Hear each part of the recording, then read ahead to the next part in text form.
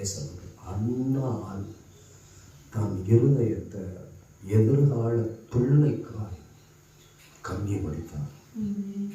ஆண்டவர் அந்த கண்ணீருக்கு பதில் தந்து கற்பத்தில் இருக்கிற தடையே ஆண்டவர் மாற்றினார். ஒன்று. இரண்டாவது பகுதி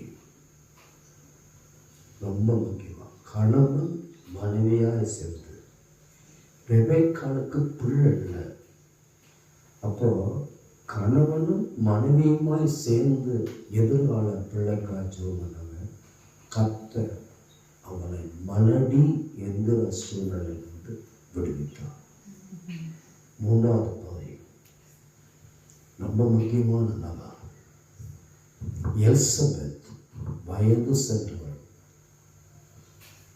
நம்பிக்கையே இல்லை.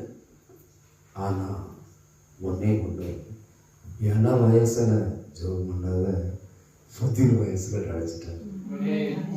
ஆண்டுக்காக 7 வயசுல ஜெபம் பண்ணத 10 வயசுல அழைச்சிட்டாங்க. 7 வயசுல அவங்க ஜெபம் பண்ண எலிசபெத் ஜெபம் ஆடுவே எனக்கு ஒரு பிள்ளையை தான், எனக்கு ஒரு பிள்ளையை தந்து என்னை கனப்படுத்தணும். அப்போ எல்லாருக்கும் கல்யாணம் ஆனிச்சு, எல்லாரும் பிள்ளை பெற்றாங்க. எல்லா பிள்ளைய பார்த்துட்டு அவங்க எலிசபெத் கண் கலங்கியிருப்பாங்க, கண்ணீர் வடிச்சிருப்பாங்க.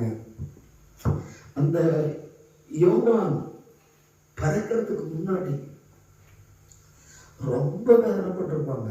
ஆனா ஆண்டவருடைய நாமத்துக்கு மையா சொல்றேன், 2 பேரும் ஒருமிச்சு விசுவாசத்தோடு அவர் பார்த்தாங்க.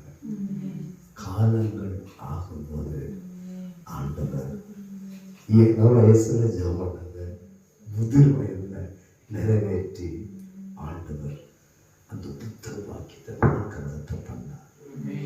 7 வயசுல சாராய் சொன்னா நீ ஆகாரோட சேர்ந்துக்க. முதிர் வயதுல சொன்னா என்ன தெரியுமா, பிள்ளை பெருமடியாய் கர்த்தர் எனக்கு பலனையும் ஆரோக்கியத்தையும் தந்தார். அவர் சொன்னார் அந்த செத்த கட்டத்தை என்ன இருந்தார். அப்போ ஒரு தாய் ஜெபிக்கிற ஜெபத்தை ஆண்டவர் அதிகமாக கேட்கிறார். பாருங்க, பிள்ளைக்காக கண்ணான ஸ்திரீ ஹஸ்பண்ட் வரல, நண்பன் வரல, உறவினர் வரல, பக்கத்து வீட்டுக்காரர் வரல, எழுத்து வீட்டுக்காரர் வரல. ஆனால் பிடிவாதமா தாய் வந்தார் இருக்கிறது. பிள்ளைக்காய் வந்ததுனால ஆண்டவர் சாபத்தில் இருந்தவருடைய ஜெபத்தையே கேட்டு ஏசப்பா அற்புதம் செய்தார். நீ இந்த